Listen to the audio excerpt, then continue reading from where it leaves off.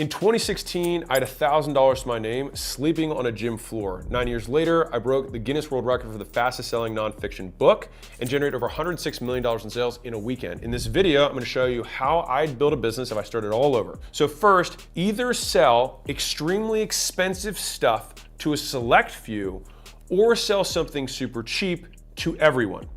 The middle is where people die. So fundamentally, all businesses have the cost of getting customers and what you make from those customers as the core economic arbitrage that makes a business a business. You have a more efficient way of taking resources and allocating them to get superior throughput on the other side. That's literally what a business is. Why did I start with sell really expensive stuff or sell really cheap stuff? Let's dive in. So having worked with thousands of businesses now, I can tell you that it is significantly easier when you're starting to sell extremely expensive to a select few. And the reason for that is that you have to make enough money to be able to serve the masses. So if you look at Tesla as a great case study for this, Tesla started with a $250,000 Roadster, clearly selling to a select few. And it was like a beta test car. So like it definitely wasn't like completely street ready, all this stuff. But from the few that they were able to make, they were able to get enough money or enough proof of concept to then eventually get to making the S, right? And then after making the S for a few years, then they were able to work their way down and make the Model 3.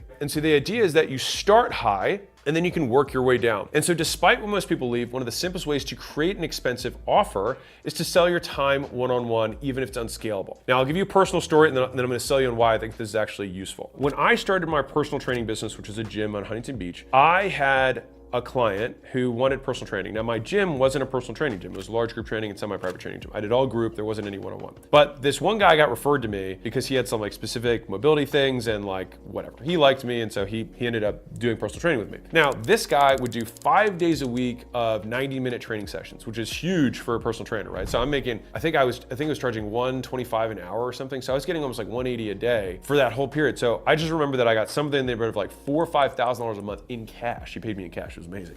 That I would get per month from this one client. And the thing is that me having that one-on-one time gave me the cash flow that I needed nothing from the business. So I could just keep reinvesting the business's money to growing it faster. And so a lot of people have this fear around like, oh, it's not scalable. It's like, it doesn't have to be scalable. Like when I speak to business owners, they have a lot of limiting beliefs around charging a lot of money or selling their time.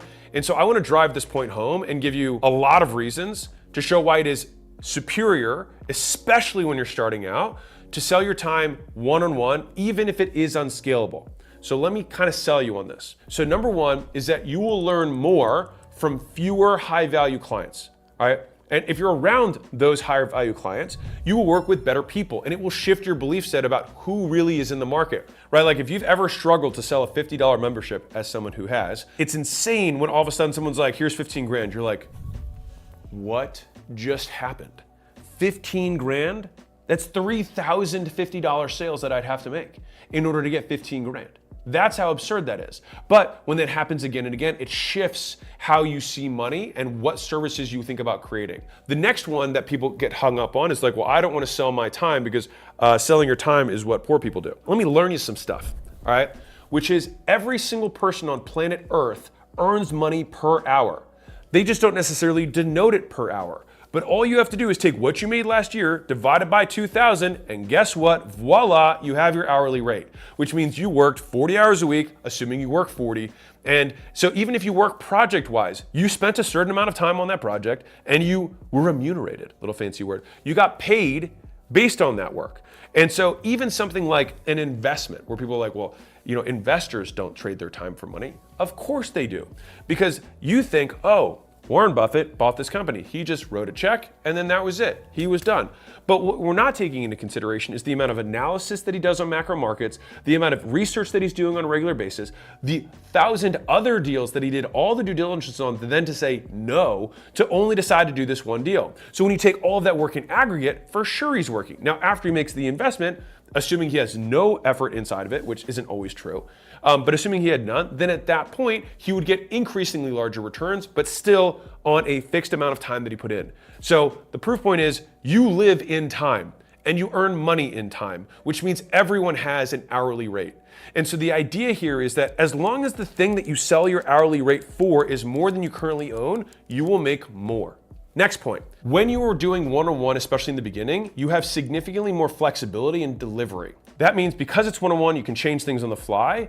And also, when you have fewer clients, you can make these kind of quick iterations. So this kind of relates back to the first point of like, you learn a lot faster when you can just have these tiny little pivots. You don't have to change these systems, you don't have to retrain staff, you don't have to recode, you don't have to have the scalable solution fixed perfectly. It's a great way to beta test ideas. The next one is that because you can still cap the time that you choose to spend with clients, you can still make sure that you're allocating as much time as you need to do everything else. And one of the big lessons that I've learned in terms of making more money is that when you have demand, cut supply. And so when you cut supply, what does that do? Why is the acquisition.com logo two concepts? Leverage, which is a fulcrum, and then a supply-demand curve. Because those are, in my opinion, the two most powerful concepts in business. And so when you have supply and demand at work, which we do, the reason one-on-one is so powerful is because the supply is so contracted, so fixed, it's so small. And so it forces, as long as you don't have limiting beliefs, which is why I'm trying to make this for you, it forces you to raise your price. And so the next one, and this is controversial, you make the money. Nobody else does. If you trade your time for the money, you have 100% margin. It's fantastic. Now, some people are like, well, my hourly rate. It's not though. You're awake. Your hourly rate is the food that kept you alive. That is your hourly rate. Beyond that, the rest of it goes in your pocket.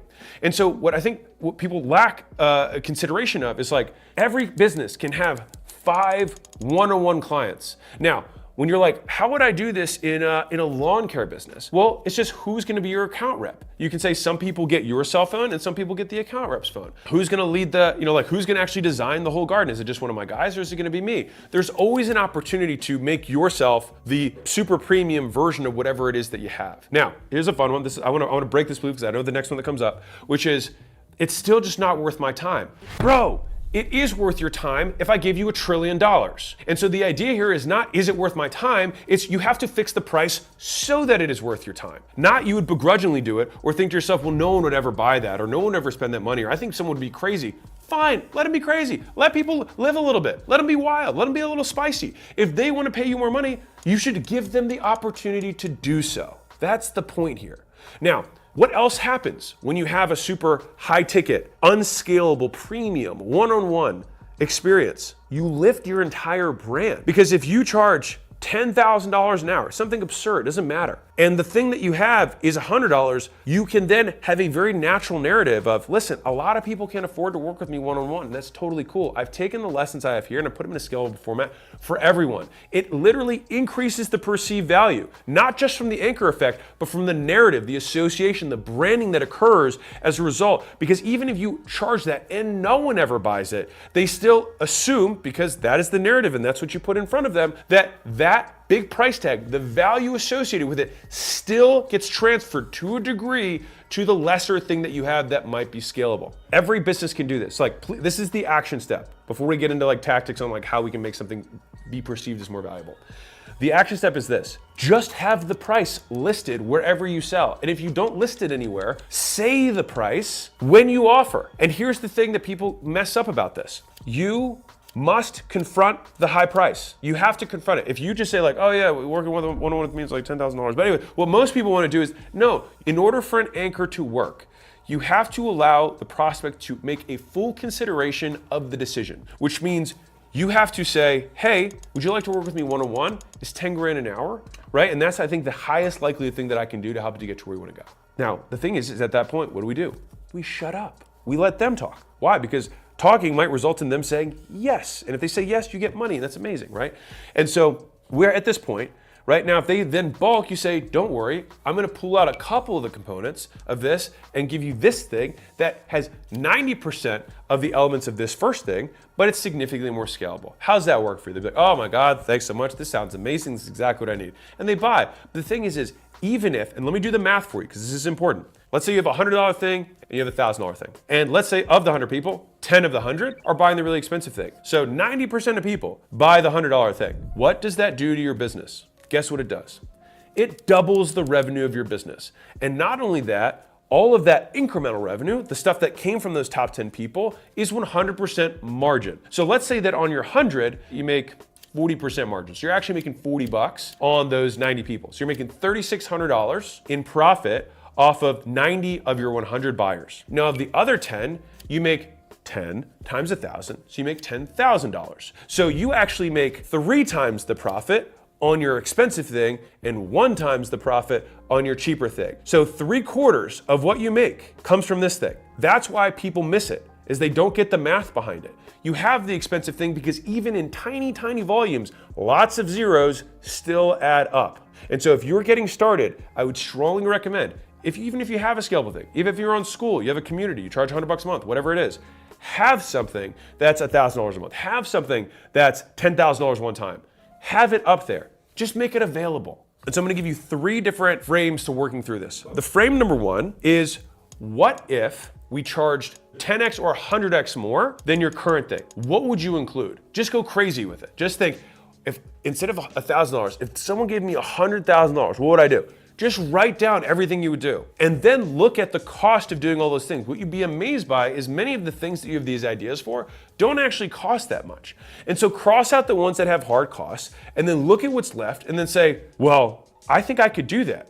And then we ask the question, would you be okay doing that for $1,000 or $10,000? You might say like, well, yeah, for 10 grand, I would do that.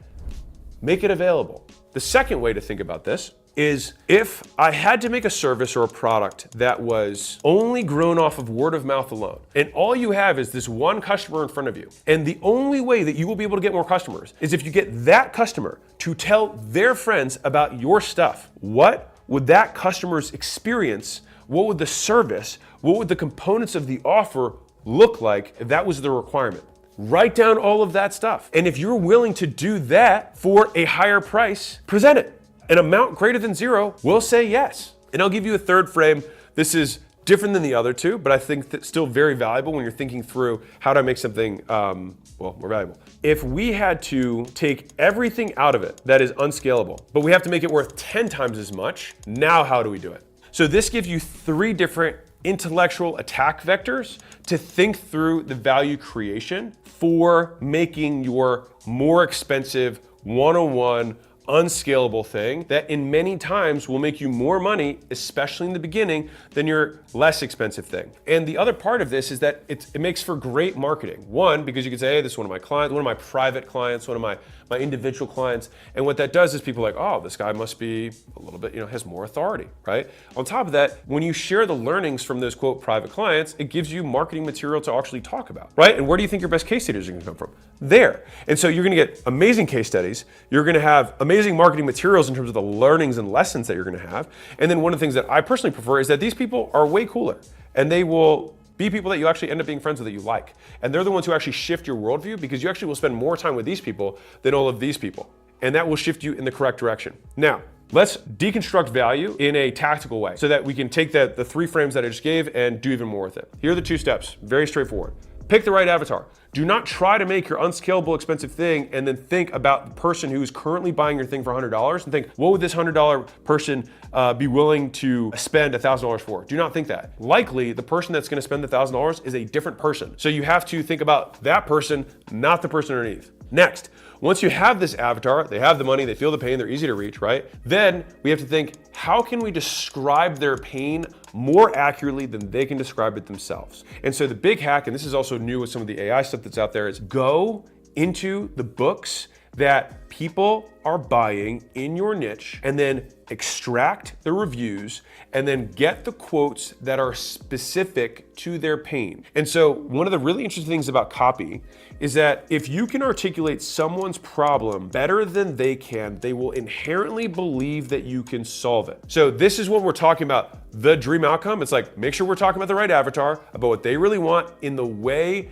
that resonates with them specifically. Because pain and persuasion only exist in the specific, never the vague. And if you do this successfully, their pain and your description of their pain can be a better motivator of persuasion and action than a greater promise. So how do we then reverse engineer what someone actually wants? They don't really want your time, they want to buy an outcome. Now, why is one-on-one a valuable vehicle? Because the perceived likelihood of achievement when you do something one-on-one in an unscalable way actually goes through the roof. So if I had a meal plan that I gave you as a PDF, or I said, I will talk to you one-on-one every day, the outcome is still I want to lose weight. But the likelihood that they're going to get there is going to be significantly higher. The likelihood, the ease, how easy it is for them is going to go up. And all of these components play with one another. So that's the outcome side.